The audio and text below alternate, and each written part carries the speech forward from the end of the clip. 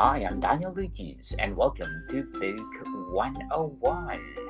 Book 101 is all about the books that I read for the last 40 years. And today, I have my special guest. He is a retired United States Air Force Command Chief Master Sergeant, over 30 years of service, and of course, best-selling author to no other than Mr. David Nordel.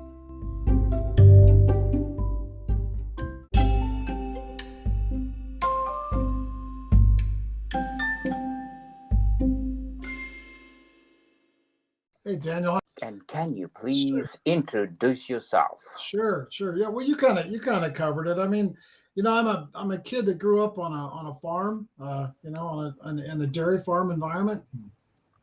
As you said, I went in the United States military, and I did 30 years of service, and in there's a really uh, a journey that's full of nuggets. It's full of gifts. It's full of life's lessons learned. And now that I'm on the other side of a 30-year career and I'm out doing other things and still leading and still trying to make an impact in the world. After raising a couple of boys, and my wife and I've been married for 30 years, and I live in Montana in the United States, and after that, the focus of the podcast is the book and the writings, and so with a little bit of motivation from some friends and their appreciation for my ability to tell stories to kind of pass on life's lessons to help people stay grounded and focused as they navigate this thing called life, which we all know isn't perfect. It spawned the first book, which we're going to talk about today, which is Giving Back: Life and Leadership from the Farm to the Combat Zone and Beyond. So it covers the whole gamut from almost the time I was 4 years old to present day. So Interesting, Mr. David. Tell us the transition of being in the Air Force to an ordinary man. oh, it's it some people would say it. You would think that it's just natural, right? You're in the military for to support and defend the interests of the United States. So when you get out of the military, you should just reassimilate back into the United States, and that's far from the truth. The transition is what I could best liken to after being institutionalized, almost like being a prisoner getting out of jail, because you've learned a certain language, you have a certain brotherhood, you have team members and teammates, and you live by creeds and values, and your mission and your purpose are right there in front of your face every day and very easily defined. And it's easy to get up in the morning and know exactly what you need to do and what's expected of you. And as you come back into the normal environment or the civilian world, or however you want to portray that, it's very difficult because we military people find purpose in our work and in our passions, and sometimes it's very hard to find purpose in the civilian world or the other world. Back into the real life, as sometimes people say, back into the real life, because institutions aren't geared that way. They're not geared around camaraderie and teamwork and values and purpose and mission and all of those type of things. So it's very, very difficult to navigate, and you can really lose when you lose your sense of purpose. Sometimes you can lose your sense of hope, and that can get pretty significant, pretty serious. Very well said. Mr. David, what age did you realize that you're good in writing? Oh, I didn't. I had an English teacher one time when I turned in a paper that wrote on the margins of the paper that I should probably go in the military because I would never make it in college, and just really, really criticized anything and everything that I wrote. And what I found when I did, that wasn't an inspiration to go in the military; it was just an inspiration to try harder. Uh, and and after I went in the military, I put myself through college. So I kind of dispelled all of her concerns with me, right up to the point in time of being a two-time author. But so it wasn't the gift of writing, as I would say so much, Daniel, as it was the gift of being able to tell stories in a vivid enough way that it would move people emotionally to make them introspective. And so sometimes if you take your positive emotions, the things that, you know, that are strengths, if you have them, that are strengths, especially when you're leading people, if you take those and start to put them onto a piece of paper and then try to write in a way that's three-dimensional, that people can feel it. I think the words get onto the paper the right way. So sometimes people would gauge a writer, a successful writer, a good writer. They gauge them by the way they put words together, or how eloquent it is, or the descriptives that they use, so that you can actually almost feel like you can see, hear, feel, smell things. And that stuff's important. And that stuff comes if you're, if if you're writing like I do about real life stuff. It comes and it flows. But I think being a good writer comes with the journey. After you get all of your stuff onto a piece of paper, you're very emotionally attached to that. And I think that being a good writer means that you need to remove your emotional attachment away from your writing and give the writing to the right people, publishers and those type of things. Give that writing to the right people so that they can shape that so it's consumable for the widest audience possible. And so when you say, when did I know? I think when I finally put all of my stuff onto a piece of paper, it resonated with people, and then I grew up enough. I grew enough as a writer, as a communicator, at least in the writing space. I grew up enough to let people help me, and once you let people help you, you'll find out that the meanings don't change. The words may change a little bit, but more importantly, it's built in a way that's it's consumable. And because sometimes when we write from our passion, it really resonates with us, but it doesn't resonate in the audience we want. So Interesting, Mr. David. So, who are your favorite authors that influence you the most? sure. So leadership wise, if you're looking for good leadership books, I kind of fashion all my stuff around Ken Blanchard, and I like to read history and those type of things. So I think that there's a lot of good history writers out there that we can learn from. I like uh, um, W.E.B. Griffin writes some good non some good some good fiction stuff that's fun for entertainment. And I guess for classics, if you're looking for the American classics, I guess John Steinbeck and his writings, The Grapes of Wrath and Tortilla Flats and Cannery Row and Of Mice and Men, that type of stuff is very impactful. So If you describe your favorite author's style of writing, what is it or what are they? right, so I write about leadership in life, and so I have to go back to Ken Blanchard, and I tried to fashion both the books around his style. And I grew up in an agricultural environment, so I was around animals all the time. So it's very easy for me to transition that because Ken Blanchard uses animals in some of his writing as examples. But what he does is he keeps through storytelling, some of it fictional and some of it nonfiction. Through storytelling, he keeps the chapters short and consumable. He doesn't draw conclusions. He doesn't give you some magic checklist in life or leadership, but he does get you to a point where you're introspective, and then he kind of recaps that with some one-liners, or at least one really good one-liner that you can kind of carry around in your back pocket when you're meeting life's challenges. And so I tried to do that. I tried to do that with my stuff, and I appreciate the fact that Ken Blanchard, not only being scholarly, he also has the scars of life to go along with it, and he can use examples for that. So I admire that, and I try to emulate that in my books a little bit. So, what are your long term and short term goals in writing? Mm, I think right now my short term goal is to continue to write in blog format and newsletter format and things that are consumable at the 750 to 1500 word level that compels people to at least think about where they're at in their journey in leadership or their journey in life or their journey with their personal development, their personal growth, to do that. So in the short term, I want to do that to to drive people to not only read my stuff, but to drive people to do a little more research and a little more work on themselves. I think we far too often worry too much about working on things that aren't us, and quite frankly, you got to get the you part right before you can do the they part. And the they part is very important, and the giving back part is very important. But you got to work on yourself. So short term, that's my writing focus. Longer term, I don't know.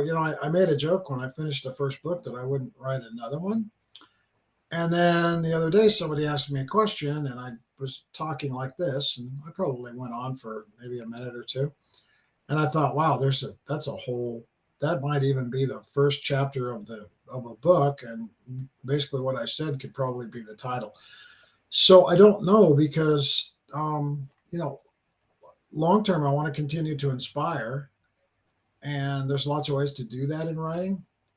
If you talk about authoring and writing a book, I say no now, but it's been, especially these last 2 to 3 weeks, it's kind of odd. I've just had a lot of things happen and run into a lot of people, and it's started to shape maybe what comes next. So I won't say no to anything, or I won't say that I'm not going to do anything. But right now, it's just to continue the focus on giving people some nuggets to help them think.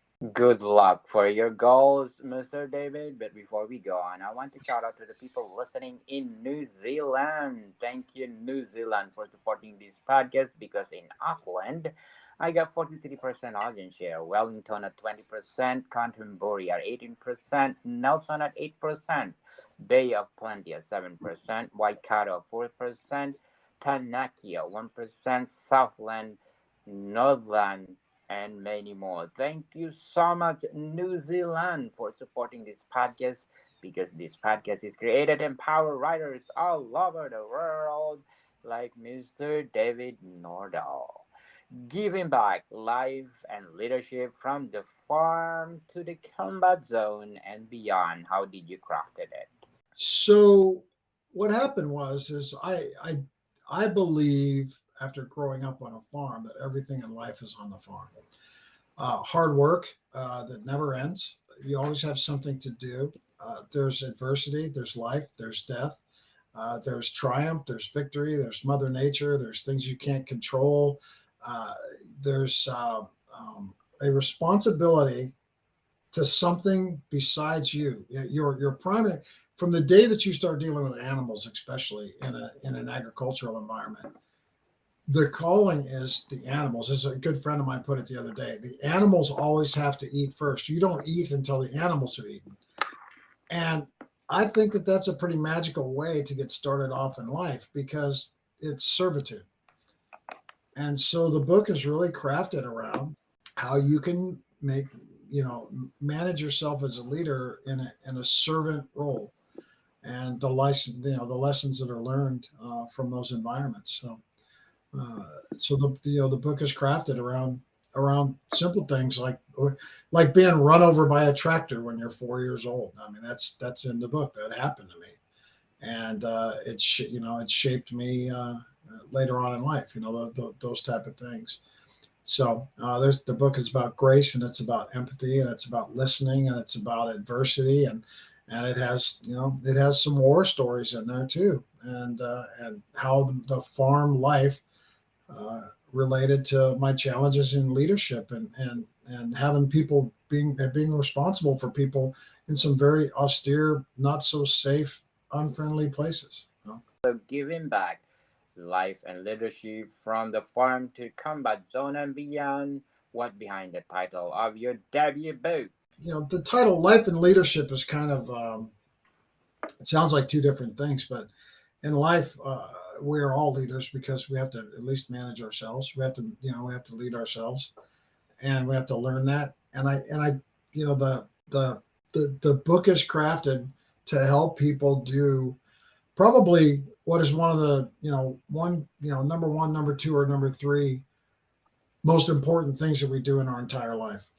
Short of raising children, right after that is probably the responsibility you have for other people as a leader, and you need to get that right. And so, the title drives to that. And when you've lived life long enough and had enough of experience, you have nuggets, you have things that you know, and we can do one of two things with that. We can die with those that knowledge, or we can share it. And so, knowledge is power only when shared. So the book is, and the title's kind of motivated that way. What challenges did you face while writing Giving Back? I probably had to come overcome some of my tendencies to be in a hurry, to maybe get to the end of a chapter. And that's, like I said, you have to have people to help you. And sometimes people would want more clarity, more texture, more context. And basically the calling was, a little longer chapter.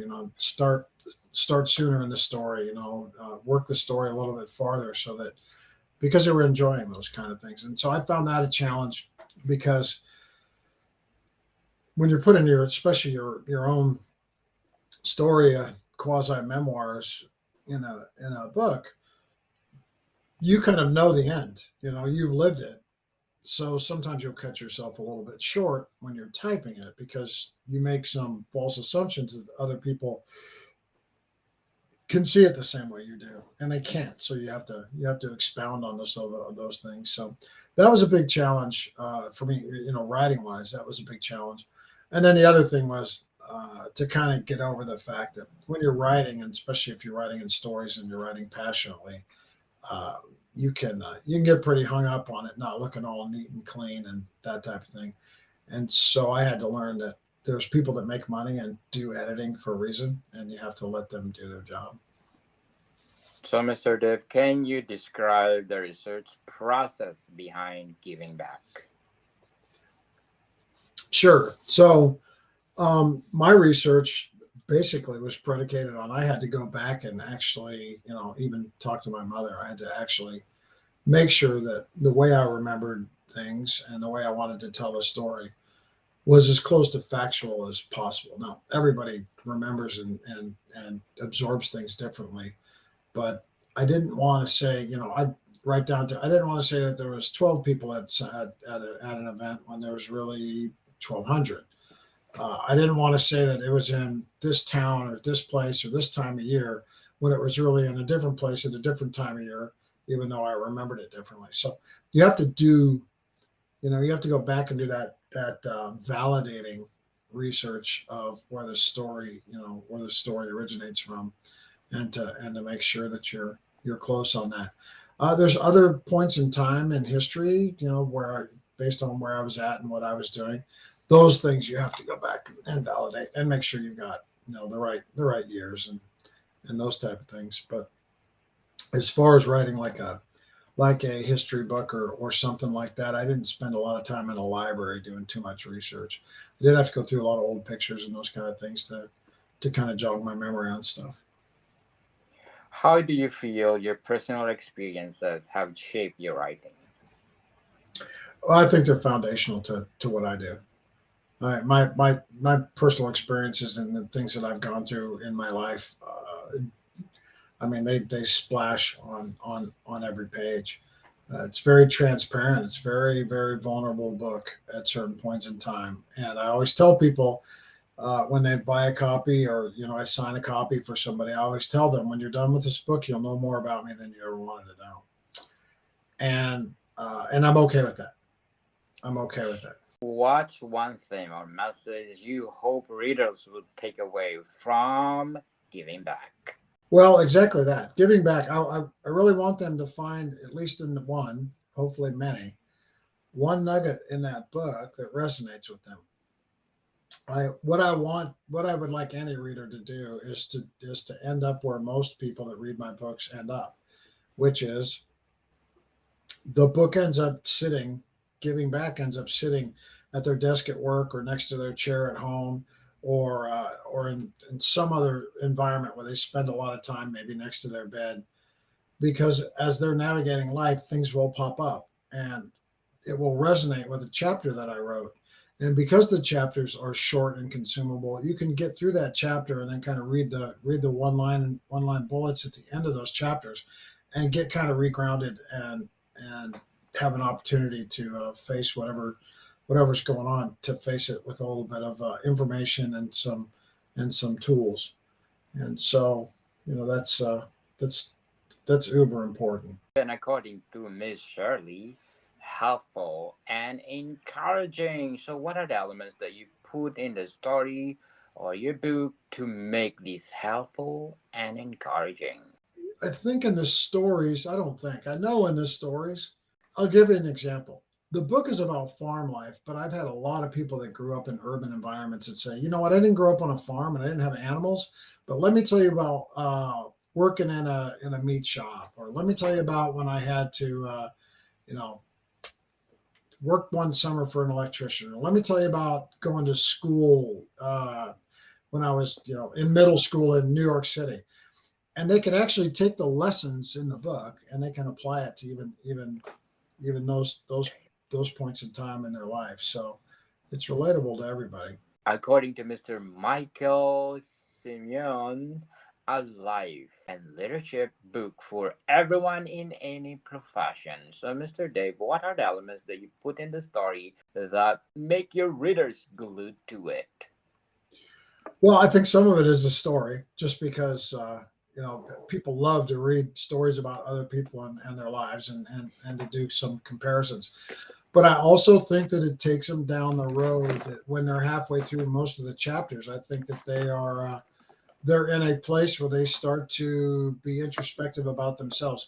Even my mother did that. When that book had to be read to my mother, but after each chapter, my mother would stop for and talk for about 20 minutes on, what, this is similar and that's similar, and I could have done this differently, and boy, that's great advice, and those type of things. So that's the magic. Is it doesn't matter who you are. It doesn't matter if you're a physician, or if you're a carpenter, or if you're home raising your children, or if you're a woman or a man, or rich or poor.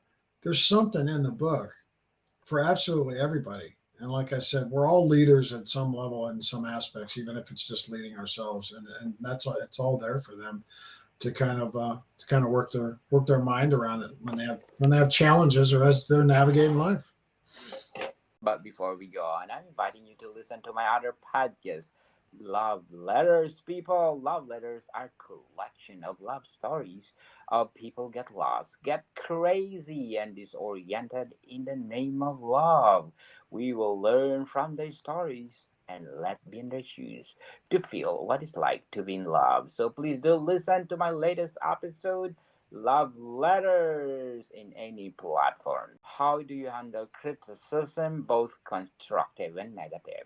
Well, I will tell you, criticism was not accepting criticism, even when it was done with love and people just really cared about me and wanted me to get better, was not one of my easier adaptations early in life.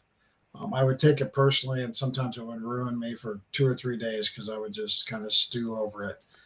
And so I've had to learn what a gift that is, and for people to actually go into a mode, if they're not malicious criticism, a whole different thing. And quite frankly, you just got to let that go by, because that's just people uh, being mean, and mean doesn't play well. I don't spend energy on that.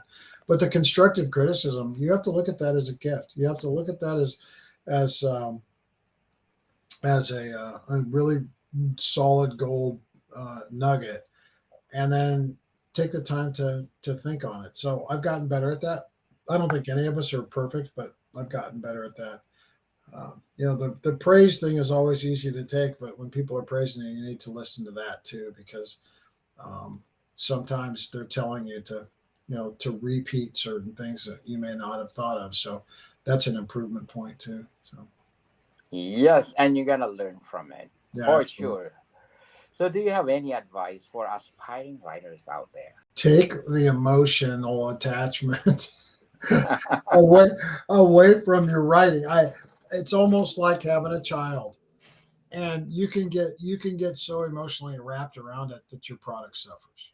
Whatever, because Daniel, you know the passion to write, when you start to write, the passion to write is the sharing of yourself. If it's your imagination and you're writing fictional stuff, if it's history, you want to educate, right? You're educating, but you're educating through your words and your writing. If it's nonfiction stuff and those type of things, you're kind of sharing your soul, right? You're retelling a story, and that's emotional, and it's your words, and it's people have told me that when they read my book, they can actually hear my voice because it's the way I write. It's almost like the way I talk, and so you have got to understand that to make that a true treasure for everybody to absorb at the level that you want them to, because you're sharing, you have to emotionally step away from that and get some help to do that. That's number one for me. Yes, people, if you have the passion of writing, go, go, go for it. Stop That's procrastinating. right. Yeah, Yeah. yeah. And probably you are one of the best in the making, like Mr. David Nordel. What is the most rewarding aspect of being an author? I think that the book is, I always joke. I say you don't write books to get rich. You might.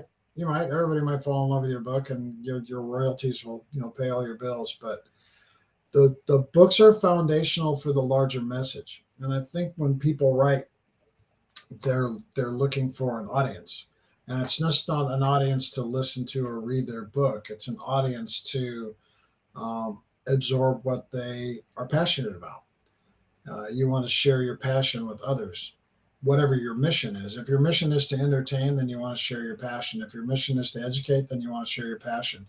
And if your mission is to give back and help, then you want to share your passion. And once it's in a book, uh, I'll tell you, Daniel, one of the most amazing things is that when you write a book and people find out you wrote a book, they almost talk to you different.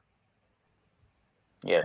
And you think, gosh, I've known this person forever, but now the conversation is different because I'm an author.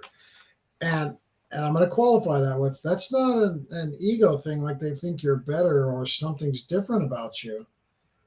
I think it's the fact that you could actually accomplish it, because most people think that they can't. You just said, if you have a passion for writing, sit down and get to writing.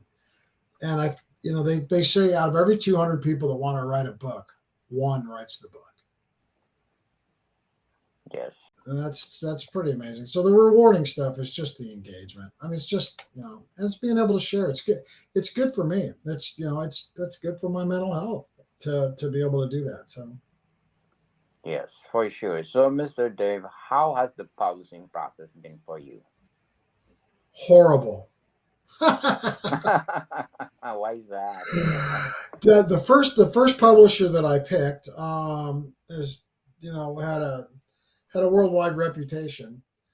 And I will tell you, on the front end of it, when they started to help me with things, right, I fully appreciated that.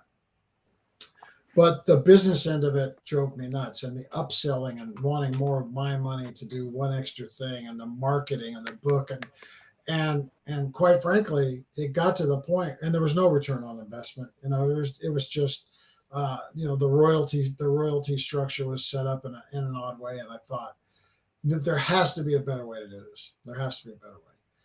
And so I found a publisher. Her name's Susie. Her company has finished the book, and all of these things that I talked about to you, about how to take emotion and how to work with you and to coach you up and just to work with you as a human being. She does a tremendous job of that. And so the second book I did a second edition of Giving Back, so that we could republish it under a different publisher. And then she helped me with my second book. And what a tremendous experience.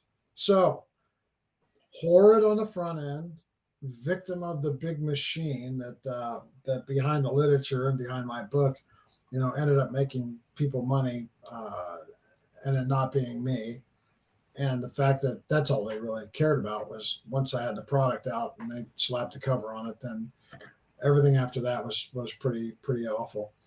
To somebody that is a partner that runs side by side with you, pays attention to you, listens to your concerns, is uber hyper responsive to any of your needs, and even now with the second book, I mean, if I'm speaking someplace and I need books delivered and they need to show up before I speak, and that all happens. She does all of that.